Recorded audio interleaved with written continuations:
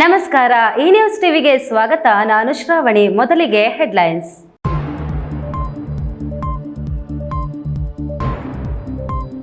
ಭೂಗಳ್ಳರಿಗೆ ವರವಾದ ಕಂದಾಯ ಇಲಾಖೆ ಕಾರ್ಯವೈಖರಿ, ವಿಧಾನಸಭೆಯಲ್ಲಿ ಅಬ್ಬರಿಸಿದ ಶಾಸಕ ಸುಬ್ಬಾರೆಡ್ಡಿ.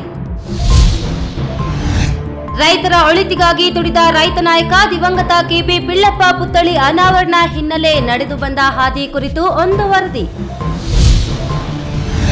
ಶಿಡ್ಲಘಟ್ಟ ಅಧಿಕಾರಿಗಳ ನಕಲಿ ಸಹಿ ಕೊಟ್ಟಿ ದಾಖಲೆ ಸೃಷ್ಟಿ, ತಹಶೀಲ್ದಾರ್ರಿಂದ ಪೊಲೀಸರಿಗೆ ದೂರು, ಒಬ್ಬರ ಬಂಧನ.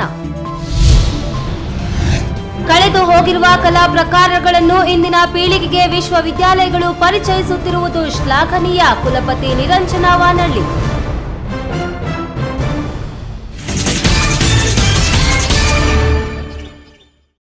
ವಾರ್ತೆಗಳ ವಿವರ.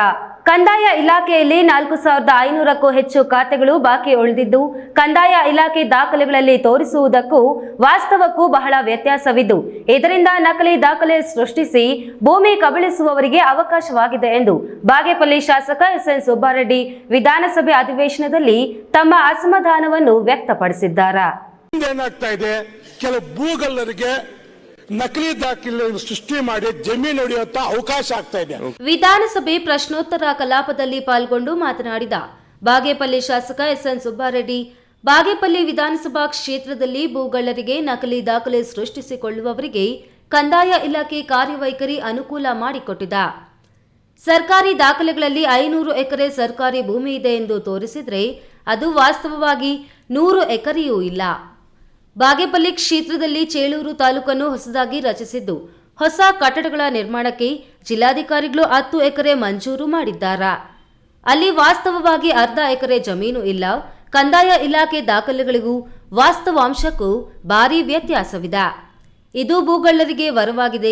ನಕಲಿ ದಾಖಲೆಗಳನ್ನು ಸೃಷ್ಟಿಸಿಕೊಂಡು ಬಡ ರೈತರಿಗೆ ವಂಚಿಸುತ್ತಿದ್ದಾರೆಂದು ಶಾಸಕ ಎಸ್ಎನ್ ಸುಬ್ಬಾರೆಡ್ಡಿ ವಿಧಾನಸಭೆಯಲ್ಲಿ ತಮ್ಮ ಅಭಿಪ್ರಾಯವನ್ನು ಮಂಡಿಸಿದರು. ನಮ್ಮ ಹಳ್ಳಿಗಳಲ್ಲಿ ಜಮೀನು ವಾಸ್ತವವಾಗಿರೋದಕ್ಕೂ ಪಹಣಿಯಲ್ಲಕ್ಕೂ ಭಾರಿ ಡಿಫರೆನ್ಸ್ ಇದೆ. ನಾವು ಮೊನ್ನೆ ಕುಸುಮ ಯೋಜನೆಗೆ ಜಮೀನು ಬೇಕಾಗಿತ್ತು. ಪಹಣಿಯಲ್ಲಿ 5000 ಎಕರೆ ತೋರಿಸುತ್ತೆ, ವಾಸ್ತವ 500 ಎಕರೆ ಕೂಡ ಸಿಗ್ತಾ ಇಲ್ಲ. ಮತ್ತೆ ಮೊನ್ನೆ ನಮ್ಮ ಹೊಸದಾಗ ಒಂದು ತಾಲೂಕು ಹಾಕಿದೆ.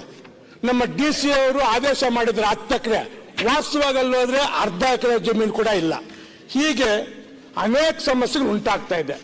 ಸುಮಾರು ನನ್ನ ಕ್ಷೇತ್ರದಲ್ಲೇ ಸಚಿವರು ನನಗೆ ಲಾಸ್ಟ್ ಅಸೆಂಬ್ಲಿಯಲ್ಲಿ ಆನ್ಸರ್ ಮಾಡಿದಾಗ 4500 ಖಾತೆ ಮಾಡೋದು ಪೆಂಡಿಂಗ್ ಇದೆ. ಇದರಿಂದ ಏನಾಗ್ತಾ ಇದೆ, ಕೆಲವು ಭೂಗಳ್ಳರಿಗೆ ನಕಲಿ ದಾಖಲೆ ಸೃಷ್ಟಿ ಮಾಡಿ ಜಮೀನು ಹೊಡೆಯುವಂತ ಅವಕಾಶ ಆಗ್ತಾ ಇದೆ. ದಯವಿಟ್ಟು ನಮ್ಮ ತಾಲೂಕನ್ನು ಪ್ರಾಯೋಗಿಕವಾಗಿ ಇದನ್ನು ಒಂದು ತಂಡ ರಚನೆ ಮಾಡಿ ಒಂದ್ಸಲ ಕಂಪ್ಲೀಟ್ ಮಾಡಬೇಕು ಅಂತ ತಮ್ಮ ಮೂಲಕ ಸಚಿವರಿಗೆ ಮನವಿ ಮಾಡ್ತೀನಿ. ಶಾಸಕ ಸುಬ್ಬಾರೆಡ್ಡಿರವರ ಪ್ರಶ್ನೆಗೆ ಪ್ರತಿಕ್ರಿಯೆ ನೀಡಿದ ಕಂದಾಯ ಸಚಿವ ಕೃಷ್ಣ ಬೈರೇಗೌಡ, ಲೋಪದೋಷಗಳು ಇರುವುದು ನಿಜ, ಸಮಸ್ಯೆಗಳನ್ನು ಸರಿಪಡಿಸಲು ಕ್ರಮ ಕೈಗೊಳ್ಳಲಾಗಿದೆ. ಅನೇಕ ವರ್ಷಗಳಿಂದ ಕಂದಾಯ ಇಲಾಖೆಯಲ್ಲಿ ನ್ಯೂನತೆಗಳು ಪುನರಾವರ್ತನೆಯಾಗುತ್ತಾ ಬಂದಿದೆ. ಕಂದಾಯ ಇಲಾಖೆ ದಾಖಲೆಗಳಿಗೂ ವಾಸ್ತವಕ್ಕೂ ವ್ಯತ್ಯಾಸವಿದೆ. ಬಗರ್ ಹುಕುಂ ಸಾಗುವಳಿಯಲ್ಲಿ ಭೂಮಿ ಮಂಜೂರಾಗಿದ್ದರೂ ಖಾತೆ ಮಾಡಿಕೊಟ್ಟಿಲ್ಲ. ಪಿ ನಂಬರ್ ಸಮಸ್ಯೆ ಇದೆ. ಹಾಗಾಗಿ ಸರ್ಕಾರ ಆಂದೋಲನವಾಗಿ ತೆಗೆದುಕೊಂಡು ಪೋಡಿ ಮಾಡಿಕೊಡುವ ಕೆಲಸಕ್ಕೆ ಮುಂದಾಗಿದೆ ಎಂದರು. ಅವರು ಹೇಳಿದಾಗೆ ಇದು ಸಮಸ್ಯೆ ಇರೋದು ನಿಜ. ಈಗ ಅದಕ್ಕೆ ನಾವೊಂದು ತೀರ್ಮಾನ ಮಾಡಿದ್ದೇವೆ. ಎಲ್ಲೆಲ್ಲಿ ಸಾಧ್ಯ ಇದೆ ಅವರು ಅರ್ಜಿ ಕೊಡೋದಕ್ಕೆ ಕಾಯ್ದೆ, ನಾವೇನೇ ಕೂಡ ಮಂಜೂರಾಗಿರೋ ಜಾಗಗಳಿಗೆ ಆದಷ್ಟು ಆಂದೋಲನ ಮಾದರಿಯಲ್ಲಿ ದುರಸ್ತು ಮಾಡಿಕೊಡ್ಬೇಕು ಅನ್ನುವಂತ ಆಲೋಚನೆಯನ್ನ ನಾವು ಮಾಡ್ತಾ ಇದ್ದೇವೆ. ಆಲೋಚನೆಯನ್ನೆಲ್ಲ ಶುರು ಮಾಡಿಸಿದ್ದೇವೆ. ನಿಮ್ಮ ತಾಲೂಕಿನಲ್ಲೂ ಮಾಡಿಸ್ತೇವೆ. ಈ ನ್ಯೂಸ್ ಟಿವಿ ಬ್ಯೂರೋ, ಚಿಕ್ಕಬಳ್ಳಾಪುರ. ಸಹಕಾರಿ ಕ್ಷೇತ್ರದಲ್ಲಿ ದೊಡ್ಡ ಕೆಲಸವನ್ನ ಮಾಡಿ ಸಾವಿರಾರು ರೈತರ ಬದುಕು ಹಸನಾಗಲು ಶ್ರಮಿಸಿದ ಸಹಕಾರಿ ಧುರೀಣ ಹೋರಾಟಗಾರ, ಕೋಲಾರ ಹಾಲು ಒಕ್ಕೂಟದ ಮೊದಲ ಅಧ್ಯಕ್ಷ, ಮಾಜಿ ಶಾಸಕ ದಿವಂಗತ ಕೆಬಿ ಪಿಳ್ಳಪ್ಪ ಎಂದ್ರೆ ರೈತ ನಾಯಕ ಎಂದೇ ಖ್ಯಾತಿಯನ್ನು ಪಡೆದವರು. PLD ಬ್ಯಾಂಕ್ನ ಪ್ರಗತಿಗೂ ಕಾರಣಕರ್ತರಾಗಿರುವ ಕೆಬಿ ಪಿಳ್ಳಪ್ಪನವರ ಪ್ರತಿಮೆ 3 ವರ್ಷಗಳ ನಂತರ ಅನಾವರಣಗೊಳ್ಳುತ್ತಿದೆ.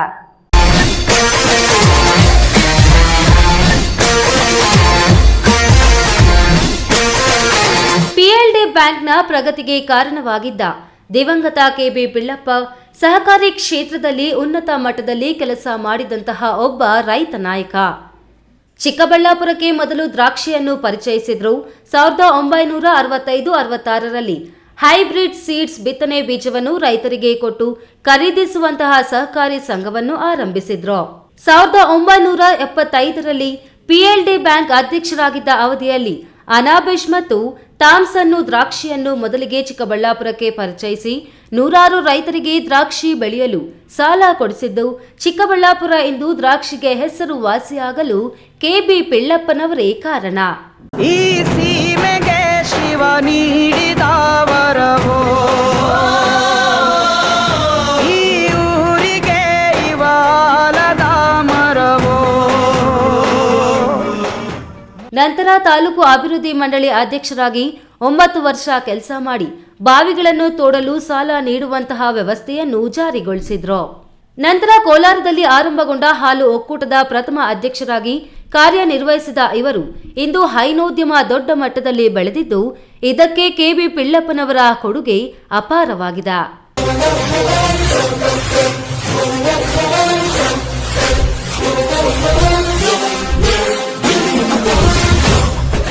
ಇವರು ಕೃಷಿಗೆ ಒತ್ತು ನೀಡುವ ಜೊತೆಗೆ ಚಿಕ್ಕಬಳ್ಳಾಪುರದಲ್ಲಿ ಅನೇಕ ಮುಖಂಡರುಗಳನ್ನು ಕೂಡ ಬೆಳೆಸಿರುವುದು ವಿಶೇಷ. 1995ರಲ್ಲಿ ಕೆಬಿ ಪಿಳ್ಳಪ್ಪ ನಿಧನ ಹೊಂದಿ ಇಂದಿಗೆ 29 ವರ್ಷ ಕಳೆದಿದ್ದರೂ ಇಂದಿಗೂ ಇವರ ಹೆಸರು ನಗರ ಮತ್ತು ಗ್ರಾಮೀಣ ಪ್ರದೇಶಗಳಲ್ಲಿ ಅಚ್ಚಾಗಿ ಉಳಿದಿದೆ. ಪಿಎಲ್ಡಿ ಬ್ಯಾಂಕ್ ಅಧ್ಯಕ್ಷ ಕಾಳೇಗೌಡ ಮಾತನಾಡಿ, ಪಿಎಲ್ಡಿ ಬ್ಯಾಂಕ್ ವತಿಯಿಂದಲೇ ನಿರ್ಮಾಣ ಮಾಡಿರುವ ಪ್ರತಿಮೆಯನ್ನು ಬುಧವಾರ ಲೋಕಾರ್ಪಣೆ ಮಾಡಲಾಗುವುದು ಎಂದರು. ನಮಗೆ ನಾವು ವಾರದಿಂದ ಬೋರ್ಡ್ ಮೀಟಿಂಗ್ ಅಲ್ಲಿ ನಾವು ಇದನ್ನ ಪುಸ್ತಕಕ್ಕೆ ಅನಾವರಣ ಮಾಡೋದು ಮಾತಾಡಿ ಇನ್ನು ಟೈಮ್ ಫಿಕ್ಸ್ ಮಾಡಿರಲಿಲ್ಲ. ಆದರೆ ನಾವು ಯಾರನ್ನ ಕೇಳಿದಾಗ ನಾಳೆ ಷಷ್ಠಿ ಇದೆ 15ನೇ ತಾರೀಕು, ಅವತ್ತು ಒಳ್ಳೆ ದಿನ ನೀವು ಪುಸ್ತಕಕ್ಕೆ ಅನಾವರಣ ಮಾಡಿ ಅಂತ ಹೇಳಿದ್ರು. ಆಗ ಬೋರ್ಡ್ ಮೀಟಿಂಗ್ ಅಲ್ಲಿ ನನಗೆ ಪರ್ಮಿಷನ್ ಕೊಟ್ಟಿದ್ರು ಡೇಟ್ ಫಿಕ್ಸ್ ಮಾಡೋದಕ್ಕೆ.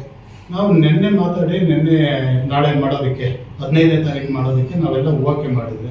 ಅಷ್ಟರೊಳಗಡೆ ಕೆಲವರೆಲ್ಲ ವಾಟ್ಸಪ್ಪು ಫೇಸ್ಬುಕ್ಗಳಲ್ಲೆಲ್ಲ ಹಾಕ್ಕೊಂಡು ನಾವು ನುಡಿದಂತೆ ನಡೆದಿದ್ದೀರಿ ಅಂತ ಪಾರ್ಟಿ ಸಿಂಬಲ್ ಮೇಲೆ ನಾವೇ ಪಿಳ್ಳಪ್ಪನವರ ಸ್ಟ್ಯಾಚ್ಯೂನ ಅನಾವರಣ ಮಾಡ್ತಾ ಇದ್ದೀವಿ ಅಂತ ಹೇಳಿ ಜನಗಳಿಗೆ ಎಲ್ಲ ಮಿಸ್ಗೈಡ್ ಮಾಡ್ತಾ ಇದ್ದಾರೆ. ಇದು ಯಾಕಂದರೆ ಇದರಲ್ಲಿ ಯಾರು ಏನು ಇದರಲ್ಲಿ ಕೈ ಹಾಕುವಂಥದ್ದು ಏನೂ ಇಲ್ಲ, ಇದರಲ್ಲಿ ಅವ್ರದ್ದು ಏನು ಕೊಡುಗೆನೂ ಏನಿಲ್ಲ. ಸುಮ್ಮನೆ ಇದನ್ನ ಜನರಿಗೆ ಯಾಕೆ ಮಿಸ್ಗೈಡ್ ಮಾಡಬೇಕು. ಈ news TV bureau Chikkaballapur.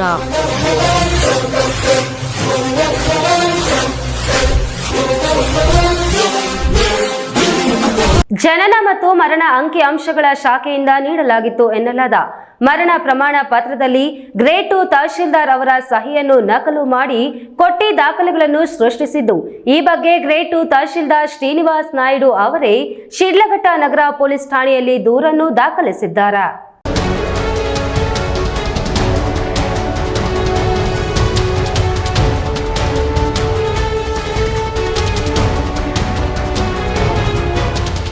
Sidlaghatta ತಾಲೂಕಿನ ಶಕ್ತಿ ಕೇಂದ್ರ ತಾಲೂಕು ಕಚೇರಿಯಲ್ಲಿ ಮಧ್ಯವರ್ತಿಗಳ ಹಾವಳಿ ಹೆಚ್ಚಿದೆ. ಅಧಿಕಾರಿಗಳ ಸಹಿಯನ್ನೇ ನಕಲು ಮಾಡಿಕೊಟ್ಟಿ ದಾಖಲೆಗಳನ್ನು ಸೃಷ್ಟಿಸಿಕೊಡುವ ವ್ಯವಸ್ಥಿತ ಜಾಲವೇ ಇಲ್ಲಿ 10 ಹಲವು ವರ್ಷಗಳಿಂದಲೂ ಸದ್ದಿಲ್ಲದೆ ಕಾರ್ಯನಿರ್ವಹಿಸುತ್ತಿದೆ.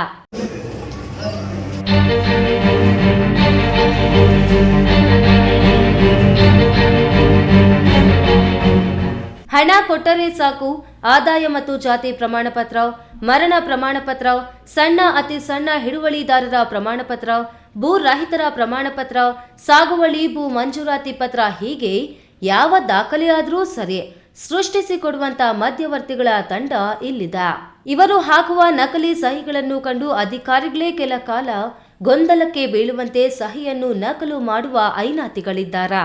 ಇತ್ತೀಚೆಗೆ ಶಿಡ್ಲಘಟ್ಟ ತಾಲೂಕು ಎಲ್ ಮುತ್ತುಕದಹಳ್ಳಿಯ ಮುನಿರಾಜು, ದೊಗರನಾಯಕನಹಳ್ಳಿಯ ವೆಂಕಟೇಶ್, ರಾಯಪ್ಪನಹಳ್ಳಿಯ ಮುನಿರೆಡ್ಡಿ ಎಂಬುವವರು ಜನನ ಮತ್ತು ಮರಣ ಅಂಕಿ ಅಂಶಗಳ ಶಾಖೆಯಿಂದ ಅವರ ಹಿರಿಯರ ಮರಣ ಪ್ರಮಾಣ ಪತ್ರವನ್ನು ಪಡೆದು ಪಾವತಿ ಖಾತೆ ಮಾಡಿಸಿಕೊಳ್ಳಲು ವಂಶ ವೃಕ್ಷ ಸಲ್ಲಿಸಿದ್ದಾರೆ. ಈ ವೇಳೆ ಅನುಮಾನಗೊಂಡ ಅಧಿಕಾರಿಗಳು ಸದರಿ ಮರಣ ಪ್ರಮಾಣ ಪತ್ರವನ್ನು ಪರಿಶೀಲಿಸಿದ್ದು ಅದನ್ನು ಜನನ ಮತ್ತು ಮರಣ ಅಂಕಿ ಅಂಶಗಳ ಶಾಖೆಯಿಂದ ವಿತರಣೆ ಮಾಡದೇ ಇರುವುದು ಮತ್ತು ಅದರಲ್ಲಿ ಗ್ರೇಡ್ 2 ತಹಶೀಲ್ದಾರ್ ಅವರ ಸಹಿ ನಕಲಿ ಆಗಿರುವುದು ಮೇಲ್ನೋಟಕ್ಕೆ ಕಂಡು ಬಂದಿದೆ.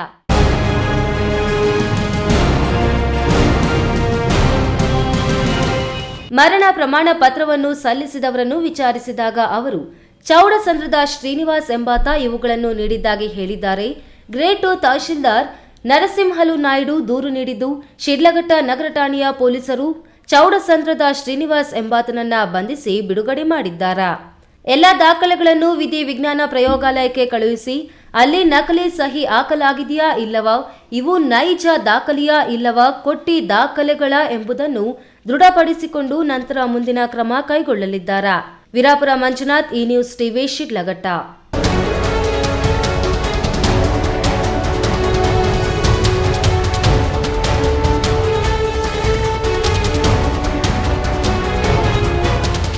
ಇದೀಗ ವಿರಾಮದ ನಂತರ ಈ ನ್ಯೂಸ್ ಟಿವಿ ಮುಂದುವರಿಯುತ್ತದೆ.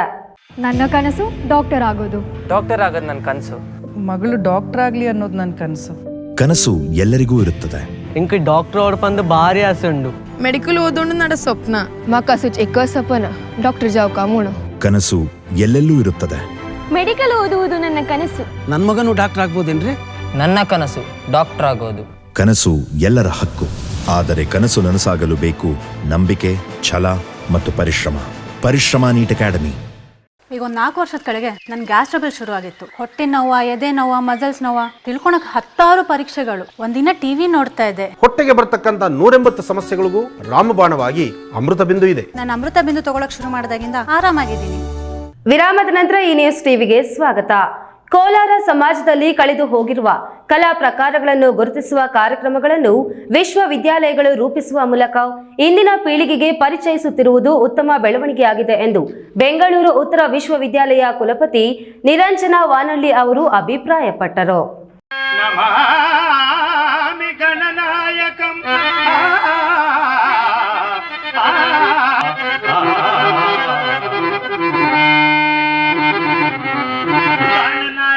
ಕೋಲಾರ ನಗರದ ಟಮಕ ಬಡಾವಣೆಯಲ್ಲಿನ ಬೆಂಗಳೂರು ಸ್ನಾತಕೋತ್ತರ ಉತ್ತರ ವಿಶ್ವವಿದ್ಯಾಲಯದಲ್ಲಿ ಆಯೋಜಿಸಿದ್ದ ಕನ್ನಡ ರಾಜ್ಯೋತ್ಸವ ಹಾಗೂ ಆಹಾರ ದೇಸಿ ಮೇಳದಲ್ಲಿ ಕುಲಪತಿ ನಿರಂಜನ ವಾನಳ್ಳಿ ಮಾತನಾಡಿ, ದೇಸಿಯ ಸಾಂಸ್ಕೃತಿಕ ಕಲೆಗಳಲ್ಲಿನ ಬರ್ರಕತೆ ಪುಸ್ತಕ ರೂಪದಲ್ಲಿ ಸಿಗುವುದು ವಿರಳವಾಗಿರುವ ಹಿನ್ನೆಲೆಯಲ್ಲಿ ಬಹುದಿನದ ಆಶಯವಾಗಿರುವ ಜಾನಪದ ಕಾರ್ಯಕ್ರಮವನ್ನು ವಿಶ್ವವಿದ್ಯಾಲಯ ವೇದಿಕೆಯಲ್ಲಿ ವಿದ್ಯಾರ್ಥಿಗಳಿಗೆ ಪರಿಚಯಿಸುವ ದೇಸೀಯತೆಯನ್ನು ಹಂಚಿಕೊಳ್ಳಲಾಗ್ತಿದೆ ಎಂದು ತಿಳಿಸಿದರು.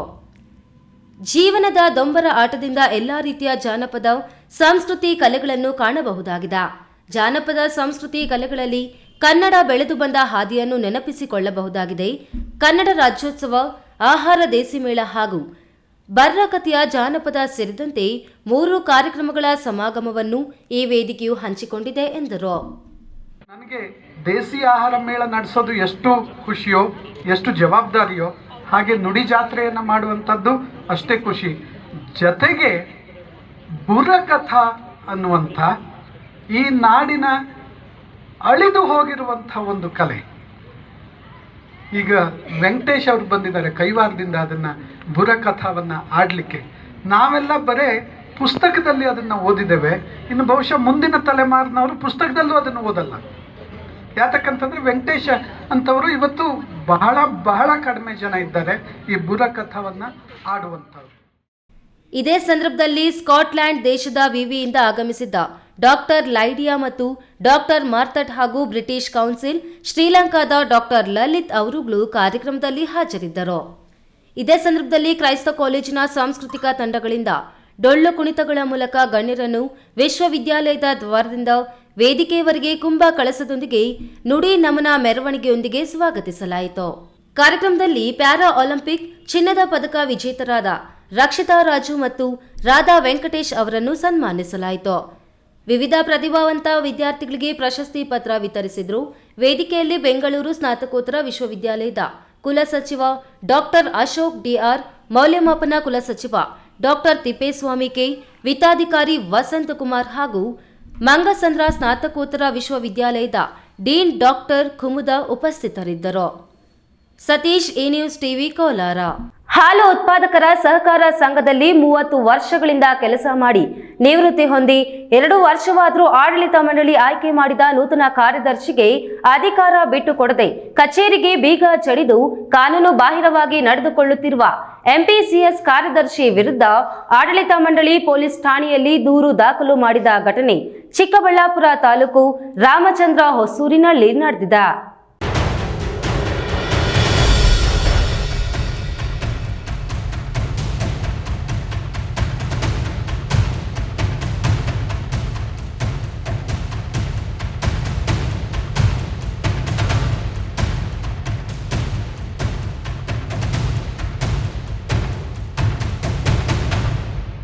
ಚಿಕ್ಕಬಳ್ಳಾಪುರ ತಾಲೂಕು ರಾಮಚಂದ್ರ ಹೊಸೂರು ಹಾಲು ಉತ್ಪಾದಕರ ಸಹಕಾರ ಸಂಘದ ಕಾರ್ಯದರ್ಶಿಯಾಗಿ ರಾಮಾಂಜಿನಪ್ಪ ಎನ್ನುವವರು ಕಳೆದ 30 ವರ್ಷಗಳಿಂದ ಕೆಲಸ ಮಾಡಿ 2 ವರ್ಷಗಳ ಹಿಂದೆಯೇ ನಿವೃತ್ತಿಯಾಗಿದ್ರು.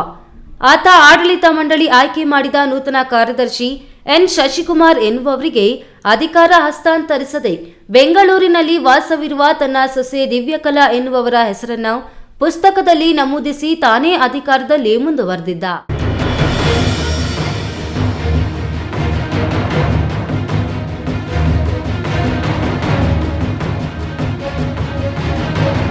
ನಿವೃತ್ತಿ ಹೊಂದಿದ ವ್ಯಕ್ತಿ ರಾಮಚಂದ್ರಪ್ಪನಿಗೆ ಸಮಿತಿ ಎಷ್ಟು ಬಾರಿ ಹೇಳಿದ್ರೂ ಅದು ಇದು ಸಾಬೂಬು ಹೇಳಿಯೇ ಮುಂದುವರೆದಿದ್ದ.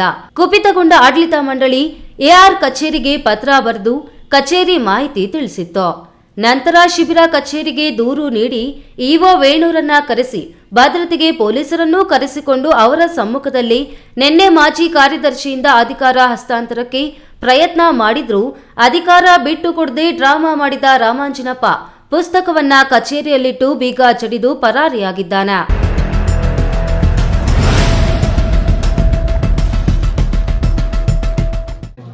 ಒನ್ ಇಲ್ಲಿ ಕಾರ್ಯದರ್ಶಿ ಅವ್ರ ಬಗ್ಗೆ ಒಂದು ಕೋರ್ಟಲ್ಲಿ ಕೇಸ್ ನಡೀತಾ ಇತ್ತು, AR ಕೇಸಲ್ಲಿ, AR ನ್ಯಾಯಾಲಯದಲ್ಲಿ. ಅವರು ಮೊನ್ನೆ ತೀರ್ಮಾನ ಕೊಟ್ಟಿದ್ದಾರೆ. ಏನು 7/2/2022 ಏನಿಲ್ಲಿ ಸಂಘದಲ್ಲಿ ಏನು ಒಂದು ಪ್ರೊಸೀಡಿಂಗ್ ಮಾಡಿ ಒಂದು ಕಾರ್ಯದರ್ಶಿಯಾಗಿ ನೇಮಕ ಮಾಡಿದರು ಶಶಿಕುಮಾರ್ ಅಂತೇಳಿ. ಅವ್ರನ್ನ ಬೇಡ ಅಂತೇಳಿ ಕೆಲವರು ಅಬ್ಜೆಕ್ಷನ್ ಮಾಡಿದರು. ಅಲ್ಲಿ ಕೋರ್ಟಲ್ಲಿ ಏನು ಮಾಡಿದ್ದಾರೆ, 5 ಜನದಲ್ಲಿ ಇಲ್ಲ, ಕೋರ್ಟಲ್ಲಿ ಇರುವಂಥದ್ದು ಏನು ಅಂತ ಹೇಳಿದ್ರೆ ಅಲ್ಲಿ ಗೌಡಪ್ಪ ಅನ್ನೋರು ಕೇಸ್ ಹಾಕಿದರು. ಹಿಂಗೆ ನಮಗೆ ಶಶಿಕುಮಾರ್ ಅವರು ಬೇಡ, ಅವರು ಪ್ರೊಸೀಡಿಂಗು ಸರಿಯಾಗಿ ಮಾಡ್ಕೊಂಡಿಲ್ಲ ಅಂತೇಳಿ. ಅದ್ರ ಬಗ್ಗೆ ಕೋರ್ಟಲ್ಲಿ ಕೂಲಂಕುಷವಾಗಿ ಚರ್ಚೆಯಾಗಿ ಮೊನ್ನೆ ತೀರ್ಮಾನ ಕೊಟ್ಟಿದ್ದಾರೆ. ಏನಂತ ಹೇಳಿದ್ರೆ ಆ ದಿನ ಮಾಡಿರುವಂಥದ್ದು ಪ್ರೊಸೀಡಿಂಗ್ಸು ಕರೆಕ್ಟಾಗಿದೆ. ಮತ್ತು ಅವತ್ತು ಏನು ಇಷ್ಟೆಲ್ಲ ಹೈಡ್ರಾಮಾ ನಡೆದ ಮೇಲೆ ಅಧ್ಯಕ್ಷರು ಹನುಮಂತರಾಯಪ್ಪ ಮತ್ತು ಸದಸ್ಯರೆಲ್ಲ ಒಟ್ಟಾಗಿ ಬಂದು ಗ್ರಾಮಾಂತರ ಪೊಲೀಸ್ ಠಾಣೆಯಲ್ಲಿ ದೂರು ನೀಡಿ ಆತನಿಂದ ಅಧಿಕಾರ ಹಸ್ತಾಂತರಿಸಲು ಮನವಿ ಮಾಡಿದ್ದಾರೆ. ಕೆಎಸ್ ನಾರಾಯಣಸ್ವಾಮಿ, ಈ ನ್ಯೂಸ್ ಟಿವಿ, ಚಿಕ್ಕಬಳ್ಳಾಪುರ.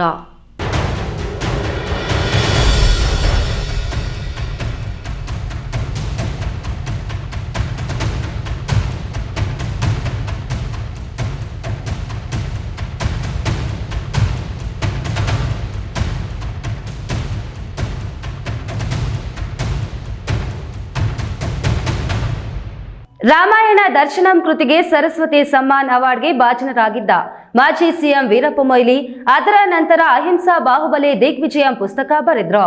ರಾಜಕಾರಣಿಯೊಬ್ಬರು ಪ್ರಖ್ಯಾತ ಸಾಹಿತಿಗಳು ಆಗಬಲ್ಲರು ಎಂಬುದನ್ನು ಸಾಬೀತುಪಡಿಸಿದ್ದರು. ಈಗ ಮತ್ತೊಂದು ಪುಸ್ತಕ, ವಿಶ್ವ ಸಂಸ್ಕೃತಿಯ ಮಹಾಯಾನ ಪುಸ್ತಕ ರಚಿಸಿರುವ 3ನೇ ಪುಸ್ತಕವನ್ನ ಮಾರ್ಚ್ 2ರಂದು ಆದಿಚುಂಚನಗಿರಿ ಮಹಾಪೀಠಾಧ್ಯಕ್ಷ ಶ್ರೀ ನಿರ್ಮಲಾನಂದನಾಥ ಸ್ವಾಮೀಜಿ ಹಾಗೂ ಸುತ್ತೂರು ಮಠದ ಸ್ವಾಮಿಗಳು ಒಟ್ಟಾಗಿ ಬಿಡುಗಡೆ ಮಾಡುತ್ತಿದ್ದಾರೆ. ದೇಶ ಬ್ರಿಟಿಷರ ಗುಲಾಮಗಿರಿಯಿಂದ ಹೊರತರಲು ಮಹಾತ್ಮ ಗಾಂಧೀಜಿ ಕೈಗೊಂಡ ಅಹಿಂಸಾ ಸತ್ಯಾಗ್ರಹಕ್ಕೆ ಬಂದೂಕಿಗಿಂತಲೂ ಪವರ್ಫುಲ್ ಶಕ್ತಿ ಇದೆ ಎನ್ನುವುದನ್ನು ತೋರಿಸಿಕೊಟ್ಟರು. ನನ್ನ ಜೀವನವೇ ಮುಂದಿನ ಪೀಳಿಗೆಗೆ ಆದರ್ಶವಾಗಬೇಕು ಎಂದು ಕಠಿಣ ಜೀವನವನ್ನು ಅನುಭವಿಸಿ ಇದು ಸಾಧ್ಯ ಎಂದು ತೋರಿಸಿಕೊಟ್ಟಿದ್ದರು. ಅವರ ಹಾದಿಯಲ್ಲಿ ಸಾಗುತ್ತಿರುವ ವೀರಪ್ಪ ಮೊಯ್ಲಿ ಮಾಜಿ ಸಿಎಂ, ಮಾಜಿ ಸಂಸದ, ಸಚಿವರು ಆಗಿ ಅಪಾರ ರಾಜಕೀಯ ಅನುಭವವನ್ನ ಒಡಲೊಳಗೆ ಇಟ್ಟುಕೊಂಡು ಸಾಹಿತ್ಯ ಲೋಕಕ್ಕೂ ಸಾಕಷ್ಟು ಕೊಡುಗೆಯನ್ನ ನೀಡಿದ್ದಾರೆ. ಸರಳ ಜೀವನದ ಹಾದಿ ಹಿಡಿದಿರುವ ವೀರಪ್ಪ ಮೊಯ್ಲಿ ರಚಿಸಿದ ರಾಮಾಯಣ ದರ್ಶನಂ ಪುಸ್ತಕಕ್ಕೆ ಕೇಂದ್ರ ಸರ್ಕಾರ ಸರಸ್ವತಿ ಸನ್ಮಾನ್ ಅವಾರ್ಡ್ ನೀಡಿ ಪುರಸ್ಕರಿಸಿತ್ತು. ಅದಾದ ನಂತರ ಅಹಿಂಸಾ ಬಾಹುಬಲಿ ದಿಗ್ವಿಜಯಂ ಪುಸ್ತಕ ಬರೆದು ಅಹಿಂಸಾ ಹಾದಿಯಲ್ಲಿ ಬಾಹುಬಲಿ ಕೂಡ ವಿಜಯ ಸಾಧಿಸಿದ್ದರು ಎಂಬುದನ್ನು ಸಾಹಿತ್ಯ ಲೋಕಕ್ಕೆ ಪರಿಚಯಿಸಿದ ಮಾಜಿ ಸಿಎಂ ಈಗ ಲೋಕಸಭಾ ಚುನಾವಣೆ ಹೊತ್ತಿನಲ್ಲಿ ಮತ್ತೊಂದು ಪುಸ್ತಕ, ವಿಶ್ವ ಸಂಸ್ಕೃತಿಯ ಮಹಾಯಾನ ಪುಸ್ತಕ ಮಾರ್ಚ್ 2ರಂದು ಚಿಕ್ಕಬಳ್ಳಾಪುರದಲ್ಲಿ ಬಿಡುಗಡೆ ಮಾಡುತ್ತಿದ್ದಾರೆ.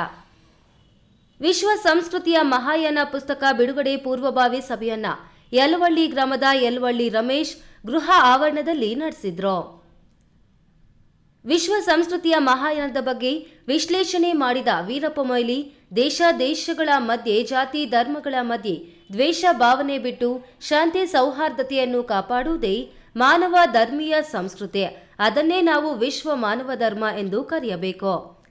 ಯಾವುದೇ ರಾಜಕಾರಣಿ, ಸಾಹಿತಿ, ನಾಗರಿಕ ಸಮಾಜ ಆಗಿರಲಿ ಶಾಂತಿ ಸೌಹಾರ್ದತೆ ಅವಕಾಶ ಕಲ್ಪಿಸಿಕೊಡುತ್ತಾನೋ ಅವನೇ ವಿಶ್ವ ಸಂಸ್ಕೃತಿಯ ಮಹಾನಾಯಕನಾಗುತ್ತಾನೆ ಎಂಬ ಮನಸ್ಥಿತಿಯನ್ನ ವೃದ್ಧಿಗೊಳಿಸುವುದೇ ಈ ಪುಸ್ತಕದ ತಿರುಳಾಗಿರುತ್ತದೆ ಎಂದರು.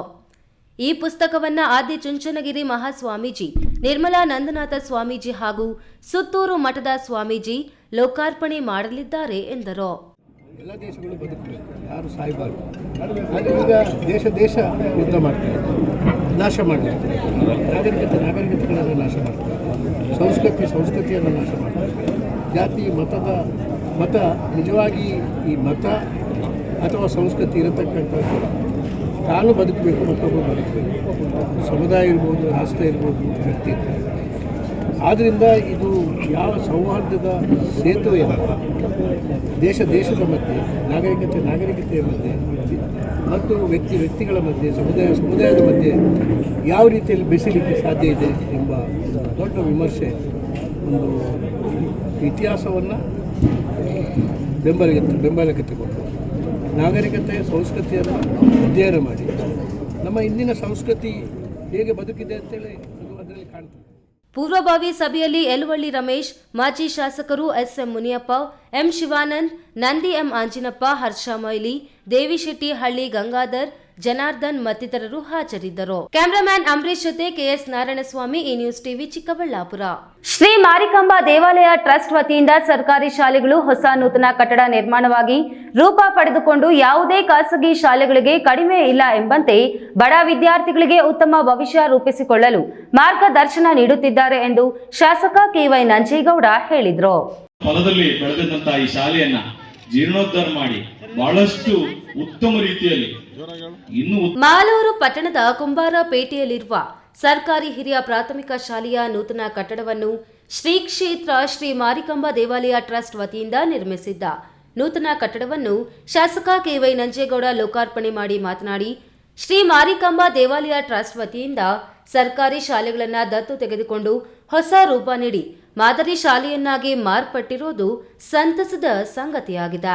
ಸರ್ಕಾರಿ ಶಾಲೆಯಲ್ಲಿ ವಿದ್ಯಾಭ್ಯಾಸ ಮಾಡುತ್ತಿರುವ ಬಡ ಮಕ್ಕಳಿಗೆ ಸರ್ಕಾರದ ಅನುದಾನ ಜೊತೆಗೆ ದಾನಿಗಳ ಸಹಕಾರ, ಸಮಾಜ ಸೇವೆಯಲ್ಲಿ ತೊಡಗಿರುವ ಟ್ರಸ್ಟ್ಗಳು ಖಾಸಗಿ ಶಾಲೆಗಳಿಗೆ ಪೈಪೋಟಿ ನೀಡಿ ಉತ್ತಮ ಪ್ರವಚನ ಜೊತೆಗೆ ಎಲ್ಲಾ ಮೂಲಭೂತ ಸೌಕರ್ಯಗಳ ಕೊರತೆ ನೀಗಿಸುತ್ತಿರುವುದು ಶ್ಲಾಘನೀಯ ಎಂದರು. ಸರ್ಕಾರಿ ಶಾಲೆ ಮೊದಲಿತ್ತು, ಇದನ್ನು ಹೊಸದಾಗಿ ನಾವು ಪ್ರಾರಂಭ ಮಾಡಿಲ್ಲ. ಆದರೆ ಮೂಲಭೂತ ಸೌಕರ್ಯಗಳಿಗೆ ಸ್ವಲ್ಪ ಕಷ್ಟ ಆಗಿತ್ತು ಶಾಲೆಗೆ. ಅಂತ ಸಂದರ್ಭದಲ್ಲಿ ಮಾರಿಕಾಂಬಾ ಟ್ರಸ್ಟ್ ಈ ಶಾಲೆಗೆ ಸಹಕಾರವನ್ನು ಕೊಟ್ಟಿದ್ದು. ಒಂದು ಒಳ್ಳೆ ಮಾದರಿ ಶಾಲೆ ಆಯಿತು. ಬಿಲ್ಡಿಂಗ್ ನೋಡಿದಾಗ ತುಂಬಾ ಖುಷಿ ಆಯ್ತು ನನಗೆ. ಮೊದಲನೇ ಬಿಲ್ಡಿಂಗ್ ಕೂಡ ನೋಡಿದ್ದೆ. ಇವತ್ತು ಎಲ್ಲ ತಂದೆ ತಾಯಿ ಕೂಡ ಆಸ್ತಿ ಮಾಡಬೇಕು ಅನ್ನೋದಕ್ಕಿಂತಲೂ ನನ್ನ ಮಕ್ಕಳನ್ನ ವಿದ್ಯಾವಂತರು ಮಾಡಬೇಕು ಅನ್ನೋಂಥ ಕಾಲ ಬದಲಾವಣೆ ಆಗಿರೋದ್ರಿಂದ ಕಷ್ಟ ಆದರೂ ಕೂಡ ಅವನು ಕೂಲಿ ಮಾಡ್ತಾನೋ, ಅದೇನು ಕಷ್ಟಪಡ್ತಾನೋ, ಸರ್ಕಾರಿ ಶಾಲೆ ಸರಿ ಇಲ್ಲ ಅಂದಾಗ ಖಾಸಗಿ ಶಾಲೆಗೂ ಹೋಗ್ತಾರೆ. ಇವತ್ತು ಆ ಸಾಮಾನ್ಯ ವರ್ಗದ ಜನತೆಗಾಗಿ ಸರ್ಕಾರಿ ಶಾಲೆಗಳನ್ನು ಸರ್ಕಾರ ಮತ್ತೆ ಇಂಥ ದಾನಿಗಳ ಕಡೆಯಿಂದ ಸಹಕಾರ ತಗೊಂಡಾಗ ಆ ಸಾಮಾನ್ಯ ವರ್ಗದ ಮಕ್ಕಳಿಗೆ, ಆ ವರ್ಗಕ್ಕೆ ಅನುಕೂಲ ಆಗ್ತದೆ. ಈ ಸಂದರ್ಭದಲ್ಲಿ ತಹಶೀಲ್ದಾರ್ ಕೆ ರಮೇಶ್, ದೇವಾಲಯ ಟ್ರಸ್ಟ್ ಅಧ್ಯಕ್ಷ ಪಿ ವೆಂಕಟೇಶ್, ಕಸಾಪ ಅಧ್ಯಕ್ಷ ಎಂವಿ ಹನುಮಂತಪ್ಪ, ಡಿಸಿಸಿ ಅಧ್ಯಕ್ಷ ಸಿ ಲಕ್ಷ್ಮೀನಾರಾಯಣ್, ಬ್ಲಾಕ್ ಕಾಂಗ್ರೆಸ್ ಅಧ್ಯಕ್ಷ ಎಂಜಿ ಮಧುಸೂದನ್ ಮತ್ತಿತರರು ಹಾಜರಿದ್ದರು. ಕೇಶವ್, ಈ ನ್ಯೂಸ್ ಟಿವಿ, ಮಾಲೂರು. ನಿಜಕ್ಕೂ ಮಾಲೂರು 3 ವರ್ಷಗಳ ನಂತರ ರೈತ ನಾಯಕ ಮಾಜಿ ಎಂಎಲ್ಸಿ ಕೋಮುಲ್ನ ಮಾಜಿ ಮೊದಲ ಅಧ್ಯಕ್ಷ ಕೆಬಿ ಪಿಳ್ಳಪ್ಪನವರ ಪ್ರತಿಮೆ ಅನಾವರಣ ಕುಮಾರ ಷಷ್ಠಿಯಂದು ಗುರುವಾರ ಲೋಕಾರ್ಪಣೆಗೆ ಸಿದ್ಧತೆ ಮಾಡಿಕೊಳ್ಳಲಾಗಿದೆ. ಪಿಎಲ್ಡಿ ಬ್ಯಾಂಕ್ ನೂತನ ಕಟ್ಟಡದ ಆವರಣದಲ್ಲಿಯೇ ಪ್ರತಿಮೆ ಅನಾವರಣಗೊಳಿಸಲಾಗುತ್ತಿದ್ದು ಗಣ್ಯರಿಂದ ಉದ್ಘಾಟಿಸಲಾಗುವುದು ಎಂದು ಪಿಎಲ್ಡಿ ಬ್ಯಾಂಕ್ ಅಧ್ಯಕ್ಷ ಕಾಳೇಗೌಡ ತಿಳಿಸಿದರು.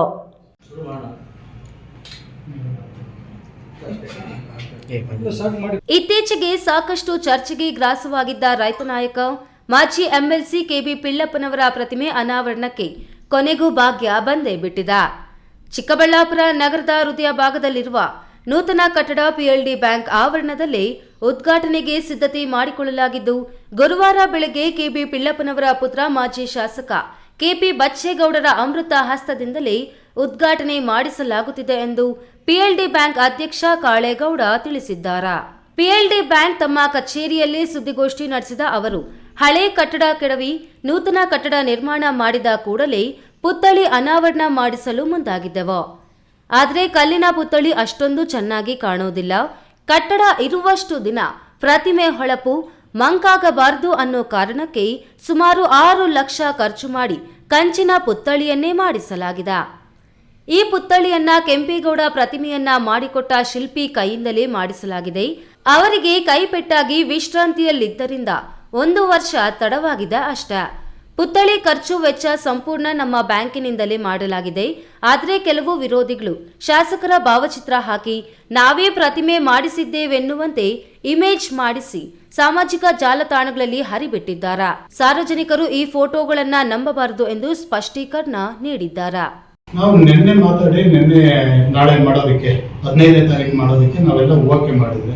ಅಷ್ಟರೊಳಗಡೆ ಕೆಲವರೆಲ್ಲ ವಾಟ್ಸಪ್ಪು ಫೇಸ್ಬುಕ್ಗಳಲ್ಲೆಲ್ಲ ಹಾಕ್ಕೊಂಡು ನಾವು ನುಡಿದಂತೆ ನಡೆದಿದ್ದೀವಿ ಅಂತ ಪಾರ್ಟಿ ಸಿಂಬಲ್ ಮೇಲೆ ನಾವೇ ಕಿಂಡಪ್ಪನವರ ಸ್ಟ್ಯಾಚ್ಯೂನ ಅನಾವರಣ ಮಾಡ್ತಾ ಇದ್ದೀವಿ ಅಂತ ಹೇಳಿ ಜನಗಳಿಗೆ ಎಲ್ಲ ಮಿಸ್ಗೈಡ್ ಮಾಡ್ತಾ ಇದ್ದಾರೆ. ಇದು ಯಾಕಂದರೆ ಇದರಲ್ಲಿ ಯಾರು ಏನು ಇದ್ರಲ್ಲಿ ಕೈ ಹಾಕುವಂಥದ್ದು ಏನಿಲ್ಲ, ಇದರಲ್ಲಿ ಅವ್ರದ್ದು ಏನು ಕೊಡುಗೆನೂ ಏನಿಲ್ಲ.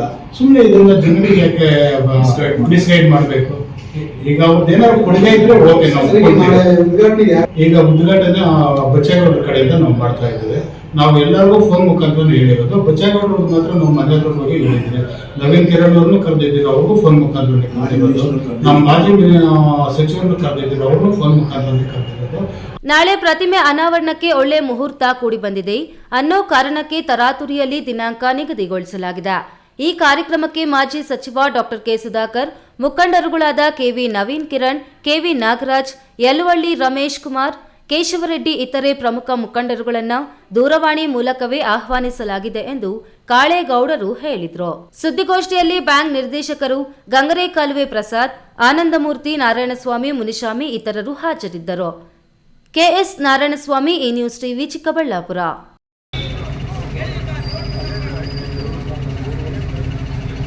2019ರಲ್ಲಿ ನಡೆದ ಲೋಕಸಭಾ ಚುನಾವಣೆಯಲ್ಲಿ ಕಡಿಮೆ ಮತದಾನ ಆಗಿರುವ ಬೂತ್ಗಳಿಗೆ ಭೇಟಿ, ಮತದಾನ ಕಡಿಮೆ ಆಗಿರುವ ಬಗ್ಗೆ ಮಾಹಿತಿ ಪಡೆದು ಮುಂದಿನ ಚುನಾವಣೆಗೆ ಮತದಾನ ಹೆಚ್ಚಿಸಲು ಬಿಎಲ್ಒಗಳಿಗೆ ಸೂಚನೆ ನೀಡಲಾಗಿದೆ ಎಂದು ಸಿಇಒ ಪ್ರಕಾಶ್ ಚೀಟಿ ನಿಟ್ಟಾಲಿ ತಿಳಿಸಿದರು.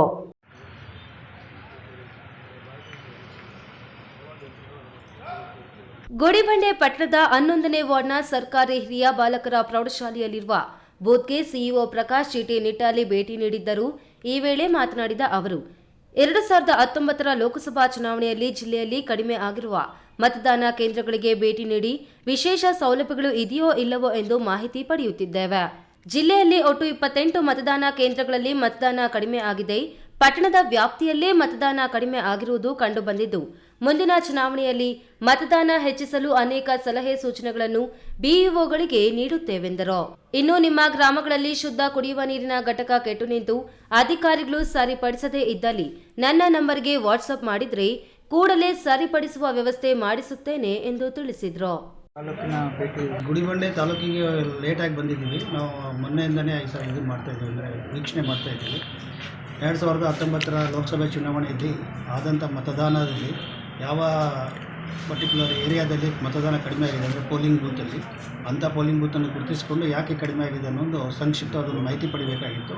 ಹಾಗಾಗಿ ನಾವೇ ಮತ ಪೋಲಿಂಗ್ ಬೂತ್ಗೆಲ್ಲ ಹೋಗಿ ಅಲ್ಲಿ ಸೌಲಭ್ಯಗಳೆಲ್ಲ ಇದ್ದಾವೆಲ್ಲ ಒಂದು ವಿಶೇಷ ಮಾಹಿತಿಯನ್ನು ಪಡೆದುಕೊಂಡು ಮತ್ತು ಅಲ್ಲಿರುವಂಥ BLA ಜೊತೆ ಚರ್ಚೆ ಮಾಡಿ ಆ ದಿನಕ್ಕೆ ಎಷ್ಟು ಜನಗಳು ಮತದಾರರಿದ್ದರು ಮತ್ತು ಇವಾಗ ಎಷ್ಟು ಜನ ಇದ್ದಾರೆ ಮತ್ತು ಯಾಕೆ ಆ ದಿನ ಮತದಾನ ಕಡಿಮೆ ಆಗಿದೆ ಅನ್ನೋ ಬಗ್ಗೆ ಮಾಹಿತಿ ಪಡಿತಾ ಇದ್ದೀವಿ. ಹಾಗೆ ಈ ಟೋಟಲ್ಲು ಚಿಕ್ಕಬಳ್ಳಾಪುರ ಜಿಲ್ಲೆಯಲ್ಲಿ 28 ಕ್ಷೇತ್ರಕ್ಕಿಂತ ಬೂತ್ಗಳನ್ನು ನಾವು ಗುರುತಿಸಿದ್ದೀವಿ. 28 ಬೂತ್ಗಳಲ್ಲಿ ಈಗಾಗಲೇ ನಾನು ಸುಮಾರು ಒಂದು 20 ಬೂತ್ಗಳಷ್ಟು ಎಲ್ಲ ಕಡೆ ಅಡ್ಡಾಡಿದ್ದೀನಿ. ಸುಮಾರಾಗಿ ಎಲ್ಲ ಅರ್ಬನ್ನಲ್ಲೇ ಜಾಸ್ತಿ ಬರ್ತಾ ಇದೆ, ಒಂದು ಕಡಿಮೆ ಮತದಾನ ಆಗಿದೆ. ಈ ವೇಳೆ ಇಒ ಹೇಮಾವತಿ, ಪಟ್ಟಣ ಪಂಚಾಯಿತಿ ಸಿಇಒ ಸಬಾ ಶಿರೀನಾ, ಬಿಎಲ್ಒ ಚುನಾವಣಾ ಶಾಲೆಯ ಅರ್ಷದ್ ಖಾನ್ ಸೇರಿ ಇತರೆ ಅಧಿಕಾರಿಗಳು ಹಾಜರಿದ್ದರು. ಮಂಜುನಾಥ್ ಬಿ, ಈ ನ್ಯೂಸ್ ಟಿವಿ, ಗುಡಿಬಂಡೆ. ಚಿಕ್ಕಬಳ್ಳಾಪುರ ನಗರದ ಕಳಶಪ್ರಾಯ ವಿಘ್ನ ನಿವಾರಕ ಬಲಮುರಿ ಗಣಪತಿ ಪೂರ್ಣಾನುಗ್ರಹದ ಅಂಗವಾಗಿ ಇಂದು ದೇವಾಲಯದ ಗರ್ಭಗುಡಿ ಮೇಲ್ಭಾಗದ 28 ಅಡಿ ವಿಮಾನ ಗೋಪುರ ಹಾಗೂ ಮಹಾದ್ವಾರ ಮೇಲ್ಭಾಗದಲ್ಲಿ 21 ಅಡಿ ಬೃಹದಾಕಾರದ ಗಣಪತಿಗೆ ಕುಂಭಾಭಿಷೇಕ ಧಾರ್ಮಿಕ ಹಾಗೂ ಸಾಂಸ್ಕೃತಿಕ ಕಾರ್ಯಕ್ರಮ ವಿಜೃಂಭಣೆಯಿಂದ ಜರುಗಿತು.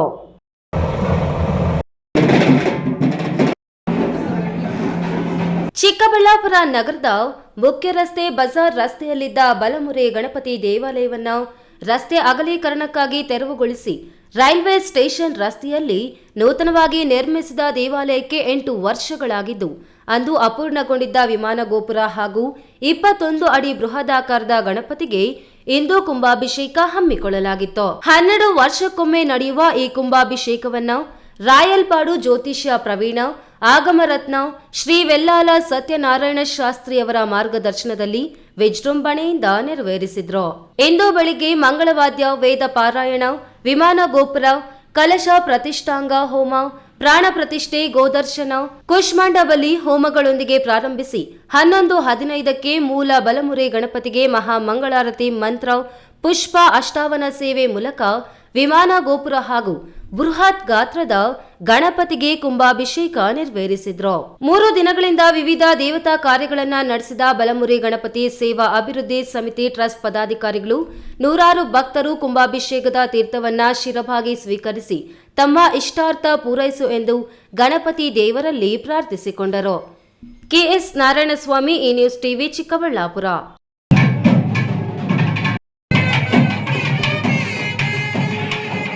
16 ವರ್ಷಗಳಿಂದ ಮಸಣ ಕಾರ್ಮಿಕರಾಗಿ ಸೇವೆ ಸಲ್ಲಿಸುತ್ತಿರುವವರನ್ನು ಗ್ರಾಮ ಪಂಚಾಯಿತಿ ನೌಕರರೆಂದು ಪರಿಗಣಿಸಿ ಅವರಿಗೆ ಕನಿಷ್ಠ ಕೂಲಿ, ಅವರ ಮಕ್ಕಳ ವಿದ್ಯಾಭ್ಯಾಸಕ್ಕೆ ಪ್ರೋತ್ಸಾಹ, ಆರೋಗ್ಯ ರಕ್ಷಣೆ, ಶವ ಸಂಸ್ಕಾರಕ್ಕೆ ಬೇಕಾದ ಸಾಮಗ್ರಿಗಳನ್ನು ಪಂಚಾಯಿತಿಯಿಂದಲೇ ಒದಗಿಸಬೇಕೆಂದು ಒತ್ತಾಯಿಸಿ ಸಿಐಟಿಯು ಸಂಘಟನೆ ಮತ್ತು ದಲಿತ ಹಕ್ಕುಗಳ ಹೋರಾಟ ಸಮಿತಿ ಸ್ಮಶಾನದಲ್ಲಿ ಹೆಣ ಹೊತ್ತು ಅಣುಕು ಪ್ರದರ್ಶನ ಮೂಲಕ ವಿಭಿನ್ನ ಪ್ರತಿಭಟನೆ ನಡೆಸಿ ಬೇಡಿಕೆಗಳ ಈಡೇರಿಕೆಗೆ ಆಗ್ರಹಿಸಿದ್ರು.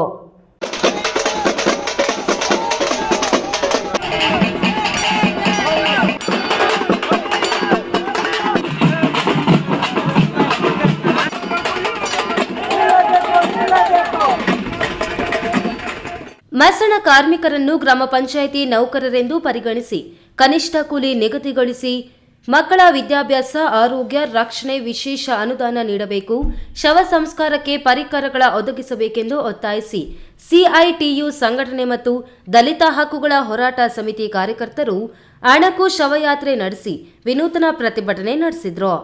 ಚಿಕ್ಕಬಳ್ಳಾಪುರ ಜಿಲ್ಲೆಯ ಮಸಣ ಕಾರ್ಮಿಕರು ಚಿಕ್ಕಬಳ್ಳಾಪುರ ಜಿಲ್ಲಾಡಳಿತ ಭವನದಿಂದ ಪೂಜನಹಳ್ಳಿ ಗ್ರಾಮದ ಸ್ಮಶಾನದವರೆಗೆ ಪ್ರತಿಭಟನೆ ಮೆರವಣಿಗೆ ನಡೆಸಿದ್ರು. ಸ್ಮಶಾನದಲ್ಲಿ ಅಣುಕು ಶವ ಉಳುವ ಮೂಲಕ ಬೇಡಿಕೆಗಳ ಈಡೇರಿಕೆಗೆ ಆಗ್ರಹಿಸಿದ್ರು. ಮಸಣ ಕಾರ್ಮಿಕರಿಗೆ 5,000 ಮಾಶಾಸನ ನೀಡುವಂತೆ, ಬಜೆಟ್ನಲ್ಲಿ ಮಸಣ ಕಾರ್ಮಿಕರಿಗೆ 1,000 ಕೋಟಿ ಮೀಸಲಿಡುವಂತೆ ಸರ್ಕಾರವನ್ನು ಒತ್ತಾಯಿಸಿದ್ರು. ಚಿಕ್ಕಬಳ್ಳಾಪುರ ಜಿಲ್ಲಾ ಕೇಂದ್ರದಲ್ಲಿ ಮಸಣ ಕಾರ್ಮಿಕರ ವಿವಿಧ ಬೇಡಿಕೆಗಳಿಗಾಗಿ ಒಂದು ಅಣುಕು ಯಾತ್ರೆ, ಶ್ರಾವಣ ಅಣುಕು ಯಾತ್ರೆ ಮುಖಾಂತರ ಮೆರವಣಿಗೆ ಮಾಡಿ ಅಣ್ಣೂರು ಬಳಿ ಇರ್ತಕ್ಕಂಥ ಪೂಜನಹಳ್ಳಿ ಗ್ರಾಮದಲ್ಲಿ ಇವತ್ತು ಶವ ಸಂಸ್ಕಾರ ಶಾಸ್ತ್ರೋಕ್ತವಾಗಿ ಏನು ಮಾಡಬೇಕು ಅದೆಲ್ಲ ಮಾಡಿ ಸರ್ಕಾರ ಗಮನ ಸೆಳೆಬೇಕಂತೇಳಿ ನಮ್ಮ ಬಜೆಟಲ್ಲಿ ಅನುದಾನ ನೀಡಬೇಕಂತ ಒತ್ತಾಯ ಮಾಡಿ ಸರ್ಕಾರವನ್ನು ಇವತ್ತು ಈ ಒಂದು ಪ್ರತಿಭಟನೆಯನ್ನು ಮಾಡಿದ್ದೀವಿ. ಕೆಎಸ್ ನಾರಾಯಣಸ್ವಾಮಿ, ಈ ನ್ಯೂಸ್ ಟಿವಿ, ಚಿಕ್ಕಬಳ್ಳಾಪುರ.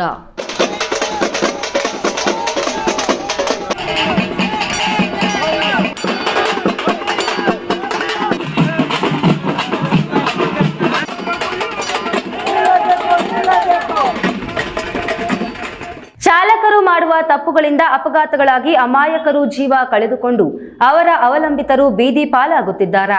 ಚಾಲಕರು ವಾಹನದಲ್ಲಿ ಕುಳಿತ ಕೂಡಲೇ ತಮ್ಮ ಕುಟುಂಬ ಮತ್ತು ಅವಲಂಬಿತರನ್ನು ನೆನಪಿಸಿಕೊಳ್ಳಬೇಕು. ಎಲ್ಲಕ್ಕಿಂತ ಜೀವ ಮುಖ್ಯ ಎಂದು ಬೆಂಗಳೂರು ಗ್ರಾಮಾಂತರ ಜಂಟಿ ಸಾರಿಗೆ ಅಧಿಕಾರಿ ಗಾಯತ್ರಿ ದೇವಿ ಸಲಹೆ ನೀಡಿದರು.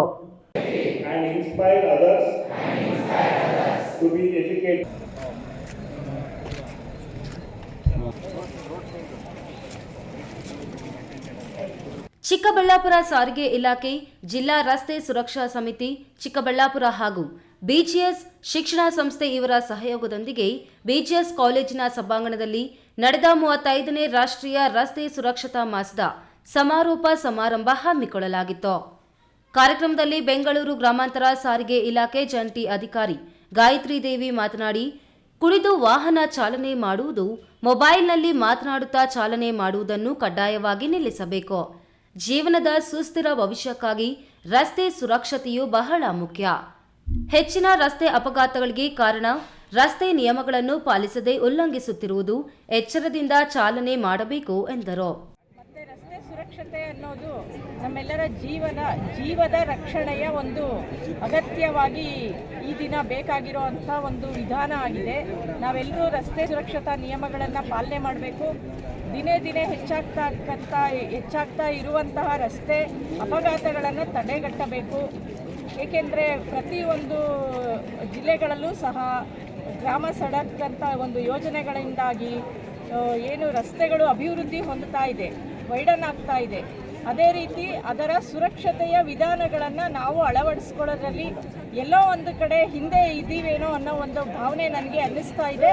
ಅದು ಅದರ ಒಂದು ಪರಿಣಾಮವಾಗಿ ಈ ರಸ್ತೆ ಅಪಘಾತಗಳಲ್ಲಿ ನಾವು ಸಾಕಷ್ಟು ಅಮೂಲ್ಯವಾದ ಜೀವಗಳನ್ನು ಕಳೆದುಕೊಳ್ತಾ ಇದ್ದೇವೆ.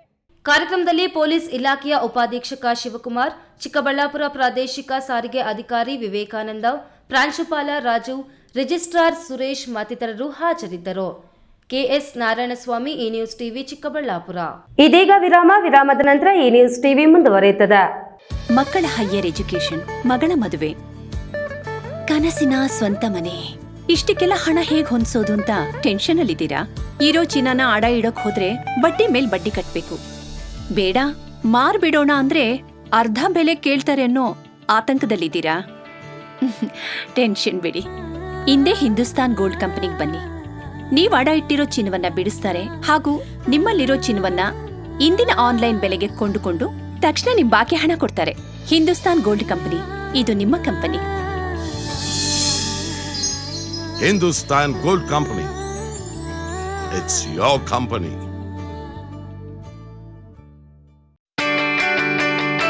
ಜೈನ್ ಮಿಷನ್ ಆಸ್ಪತ್ರೆ, ಜೈನ್ ಮಿಷನ್ ಟ್ರಸ್ಟ್ನ ಲಾಭರಹಿತ ಉಪಕ್ರಮ. ಕರ್ನಾಟಕ ರಾಜ್ಯ ಬೀಜ ನಿಗಮ ಪಕ್ಕ, ಬಿಬಿ ರಸ್ತೆ, ಚಿಕ್ಕಬಳ್ಳಾಪುರ.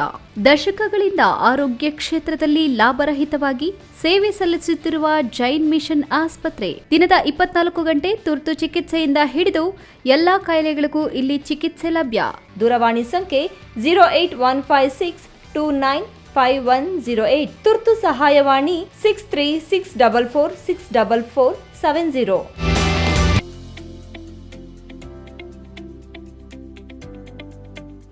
ಶಾಂತ ಸಮೂಹ ಶಿಕ್ಷಣ ಸಂಸ್ಥೆಗಳು, ಪೇರೆಸಂದ್ರ, ಚಿಕ್ಕಬಳ್ಳಾಪುರ. ಪೇರೆಸಂದ್ರದ ಶಾಂತ ಸಮೂಹ ಶಿಕ್ಷಣ ಸಂಸ್ಥೆಯಲ್ಲಿ ಉದ್ಯೋಗ ಮತ್ತು ಸೇವಾ ಆಧಾರಿತ ನರ್ಸಿಂಗ್ ಕೋರ್ಸ್, ಅರೆ ವೈದ್ಯಕೀಯ ಕೋರ್ಸ್ಗಳು, ಪ್ರಯೋಗಾಲಯ ತರಬೇತಿ ಕೋರ್ಸ್ಗಳು, ಫಿಸಿಯೋಥೆರಪಿ, ಡಿ ಫಾರ್ಮಾ ಮತ್ತು ಬಿ ಫಾರ್ಮಾ ಕೋರ್ಸ್ಗಳಿಗೆ ದಾಖಲಾತಿಗಳು ಆರಂಭವಾಗಿದೆ. ನಿಮ್ಮ ಉಜ್ವಲ ಭವಿಷ್ಯಕ್ಕಾಗಿ ಆರೋಗ್ಯ ಶಿಕ್ಷಣ ಕೋರ್ಸ್ಗಳಿಗೆ ಇಂದೇ ದಾಖಲಾತಿ ಪಡೆಯಿರಿ. ವಿರಾಮದ ನಂತರ ಈ ನ್ಯೂಸ್ ಟಿವಿಗೆ ಮತ್ತೆ ಸ್ವಾಗತ. ಇದೀಗ ಸಂಕ್ಷಿಪ್ತ ಸುದ್ದಿಗಳು. ರಾಷ್ಟ್ರೀಯ ಕಾನೂನು ಸೇವೆಗಳ ಪ್ರಾಧಿಕಾರ ಮತ್ತು ರಾಜ್ಯ ಕಾನೂನು ಸೇವೆಗಳ ಪ್ರಾಧಿಕಾರಗಳ ಆದೇಶದ ಮೇರೆಗೆ ಕೋಲಾರ ಜಿಲ್ಲೆಯ ಎಲ್ಲ ನ್ಯಾಯಾಲಯಗಳಲ್ಲಿ ಮಾರ್ಚ್ 9ರಂದು ಶನಿವಾರ ಬೆಳಗ್ಗೆ 10 ರಿಂದ ಸಂಜೆ 5 ಗಂಟೆಗಳವರೆಗೆ ರಾಷ್ಟ್ರೀಯ ಲೋಕ ಅದಾಲತ್ ಆಯೋಜಿಸಲಾಗಿದೆ ಎಂದು ಪ್ರಧಾನ ಜಿಲ್ಲಾ ಹಾಗೂ ಸತ್ರ ನ್ಯಾಯಾಧೀಶರಾದ ಜಿಎ ಮಂಜುನಾಥ್ ಅವರು ತಿಳಿಸಿದ್ದಾರೆ. ಮಾರ್ಚ್ 9ರಂದು ಜರುಗುವ ಲೋಕ ಅದಾಲತ್ನಲ್ಲಿ ನ್ಯಾಯಾಲಯಗಳಲ್ಲಿ ಬಾಕಿ ಇರುವ ರಾಜಿ ಆಗಬಹುದಾದ ಸಿವಿಲ್ ವ್ಯಾಜ್ಯ, ಮೋಟಾರ್ ವಾಹನ ಅಪಘಾತ ಪರಿಹಾರದ ಪ್ರಕರಣಗಳು, ಭೂ ಸ್ವಾಧೀನ ಪ್ರಕರಣಗಳು, ವಿದ್ಯುತ್ ಮಂಡಳಿ ಸಂಬಂಧಿತ ಪ್ರಕರಣಗಳು, ಸ್ಥಳೀಯ ಸಂಸ್ಥೆಗಳ ಪರ ಮತ್ತು ವಿರುದ್ಧ ದಾಖಲಾದ ಪ್ರಕರಣಗಳು, ಬ್ಯಾಂಕ್ ಎಲ್ಲಾ ತರಹದ ಕ್ರಿಮಿನಲ್ ಪ್ರಕರಣಗಳನ್ನು ಹಾಗೂ ವ್ಯಾಜ್ಯ ಪೂರ್ವ ಪ್ರಕರಣಗಳನ್ನು ಬಗೆಹರಿಸಿಕೊಳ್ಳಲು ಅವಕಾಶ ಕಲ್ಪಿಸಲಾಗಿದೆ ಎಂದು ಅವರು ತಿಳಿಸಿದ್ದಾರೆ. ಸಾರ್ವಜನಿಕರು, ವಿಶೇಷವಾಗಿ ಕಕ್ಷಿಗಾರರು ಹೆಚ್ಚಿನ ಸಂಖ್ಯೆಯಲ್ಲಿ ಭಾಗವಹಿಸಿ ಲೋಕ ಅದಾಲತ್ನ ಸದುಪಯೋಗ ಪಡಿಸಿಕೊಳ್ಳುವಂತೆ ಕೋಲಾರ ಜಿಲ್ಲಾ ಕಾನೂನು ಸೇವೆಗಳ ಪ್ರಾಧಿಕಾರದ ಸದಸ್ಯ ಕಾರ್ಯದರ್ಶಿ ಹಾಗೂ ಹಿರಿಯ ಸಿವಿಲ್ ನ್ಯಾಯಾಧೀಶರಾದ ಪರಶುರಾಮ ಸುನಿಲ್ ಎಸ್ ಹೊಸಮನಿ ಅವರು ಕೋರಿದ್ದಾರೆ. ನೆಲಮಂಗಲ ತಾಲೂಕಿನ ರಾಷ್ಟ್ರೀಯ ಹೆದ್ದಾರಿ 48ರ ಸುಧಾನಗರ ಗ್ರಾಮದ ಪೆಟ್ರೋಲ್ ಬಂಕ್ ಬಳಿ ನಿಂತಿದ್ದ ಕ್ಯಾಂಟರ್ ಲಾರಿಗೆ ಹಿಂಬದಿಯಿಂದ ಸ್ವಿಫ್ಟ್ ಕಾರು ಡಿಕ್ಕಿಯಾಗಿ ಕಾರಿನಲ್ಲಿದ್ದ ಇಬ್ಬರಿಗೆ ಗಂಭೀರವಾಗಿ ಗಾಯವಾಗಿದೆ. ಬುಧವಾರ ಮಧ್ಯಾಹ್ನ ಸುಮಾರು 3:30ರ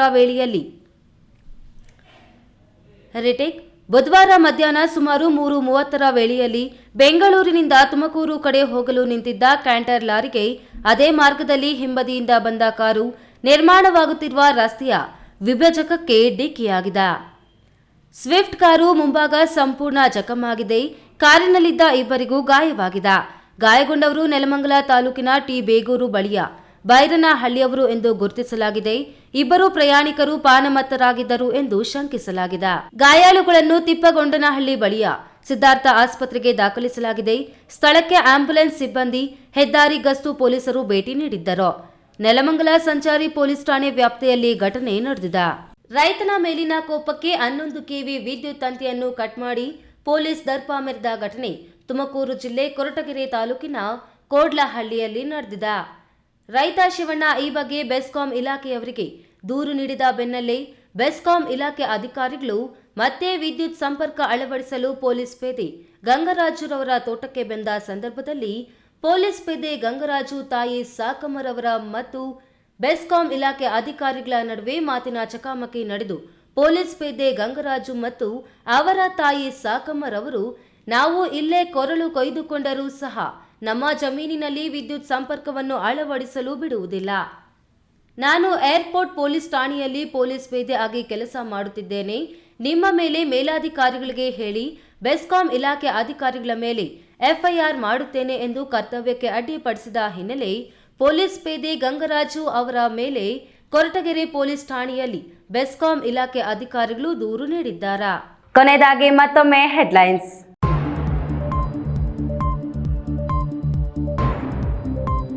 ಭೂಗಳ್ಳರಿಗೆ ವರವಾದ ಕಂದಾಯ ಇಲಾಖೆ ಕಾರ್ಯವೈಖರಿ, ವಿಧಾನಸಭೆಯಲ್ಲಿ ಅಬ್ಬರಿಸಿದ ಶಾಸಕ ಸುಬ್ಬಾರೆಡ್ಡಿ. ರೈತರ ಒಳಿತಿಗಾಗಿ ದುಡಿದ ರೈತ ನಾಯಕ ದಿವಂಗತ ಕೆಬಿ ಪಿಳ್ಳಪ್ಪ ಪುತ್ಥಳಿ ಅನಾವರಣ ಹಿನ್ನೆಲೆ ನಡೆದು ಬಂದ ಹಾದಿ ಕುರಿತು ಒಂದು ವರದಿ. ಶಿಡ್ಲಘಟ್ಟ ಅಧಿಕಾರಿಗಳ ನಕಲಿ ಸಹಿ ಕೊಟ್ಟಿ ದಾಖಲೆ ಸೃಷ್ಟಿ, ತಹಶೀಲ್ದಾರಿಂದ ಪೊಲೀಸರಿಗೆ ದೂರು, ಒಬ್ಬರ ಬಂಧನ. ಕಳೆದು ಹೋಗಿರುವ ಕಲಾ ಪ್ರಕಾರಗಳನ್ನು ಇಂದಿನ ಪೀಳಿಗೆಗೆ ವಿಶ್ವವಿದ್ಯಾಲಯಗಳು ಪರಿಚಯಿಸುತ್ತಿರುವುದು ಶ್ಲಾಘನೀಯ, ಕುಲಪತಿ ನಿರಂಜನ ವಾನಳ್ಳಿ. ದಿನನಿತ್ಯದ ಸುದ್ದಿ ಸ್ವಾರಸ್ಯಕ್ಕಾಗಿ ತಪ್ಪದೆ ವೀಕ್ಷಿಸಿ ಎ ನ್ಯೂಸ್ ಟಿವಿ.